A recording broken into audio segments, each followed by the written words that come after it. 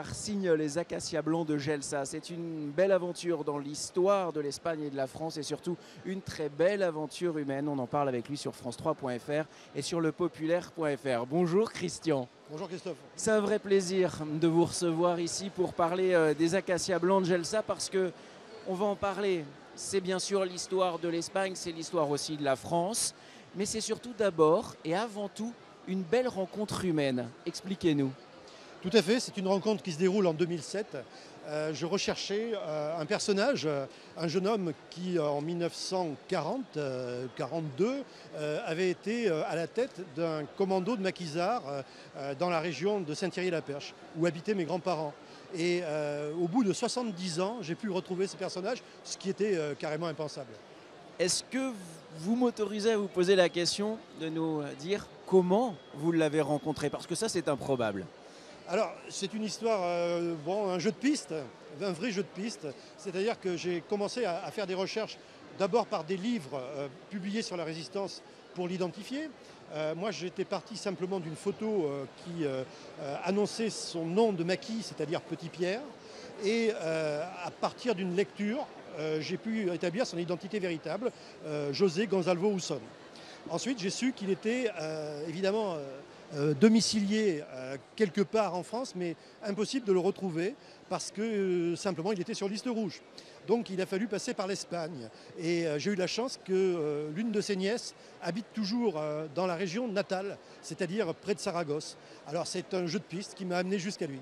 Une belle enquête, hein. Alors, on n'a pas donné encore son nom, il s'appelle José Gonzalvo Usón. Et en fait, finalement, il a été oublié, vous le réhabilitez, mais lorsqu'il a 15 ans, c'est-à-dire lorsqu'il est adolescent, il s'engage dans quelque chose qui aujourd'hui nous semble impensable. Complètement. Il assiste à une scène qui pour lui est révoltante, qui est horrible. Il voit des soldats débarquer au domicile de ses parents. Il est présent et ces soldats brutalisent toute la famille, arrêtent son père et l'emportent, le conduisent sur la place publique avec d'autres jeunes gens du village qui sont arrêtés et déportés sur Saragosse pour être exécutés. C'était ça la destination à l'origine de son père. Alors lui, il est outré et là, il franchit le pas. Il dit ce n'est plus possible. Je prends le maquis. Il s'engage et il s'engage dans l'armée d'un certain Durruti, qui est un grand chef anarchiste espagnol, qui est à la tête d'une colonne. Cette colonne, elle vient de Barcelone et elle arrive aux portes de Saragosse. Parce qu'il faut parler de la chute de Barcelone, hein. Là aussi, c'est quelque chose qui démarre son voyage en fait. C'est un voyage à la fois humain, à la fois un voyage d'engagement, mais le reste de sa vie va dépendre de ce départ-là. Oui, alors là, lorsqu'il s'engage à l'âge de 15 ans, donc on est au début de la guerre civile en Espagne. La chute de Barcelone, c'est en 1939 et en février 1939, après cette défaite des Républicains, c'est la dernière bataille perdue par les Républicains. Cela veut dire qu'ils sont contraints à l'exil. Ils n'ont plus qu'un seul choix, c'est gagner la France par les Pyrénées. Et là, c'est la fameuse retirada, c'est-à-dire 1,5 million de gens qui franchissent en 3 semaines la frontière. Ils sont autorisés pendant 3 semaines. Après, la frontière est refermée. 3 semaines pour sauver sa vie, celle de sa famille, celle de ses amis, c'est très très peu dans cette période-là où tout va très très vite finalement. Mais ce qui est impressionnant dans la vie de ce José, c'est qu'il n'en aura jamais fini de s'engager.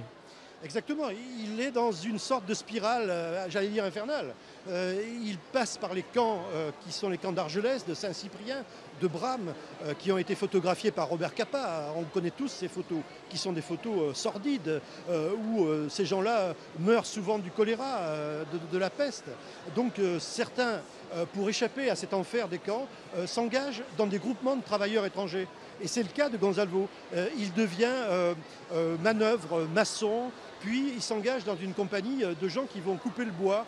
Et c'est comme cela qu'il arrive en Périgord et en Haute-Vienne, parce qu'il suit un groupement de gens qui exploitent la forêt.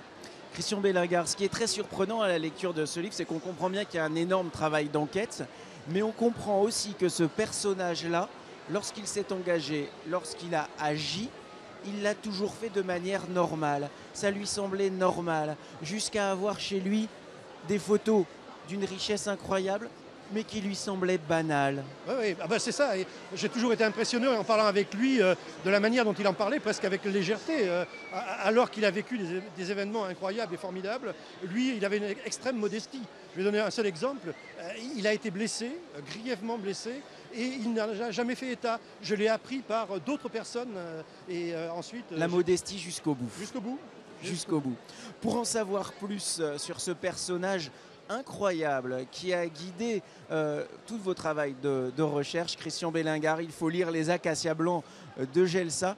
Vous verrez, vous comprendrez certainement mieux à quoi ressemblait cette époque-là et pourquoi notre pays est celui qu'il est aujourd'hui. Merci.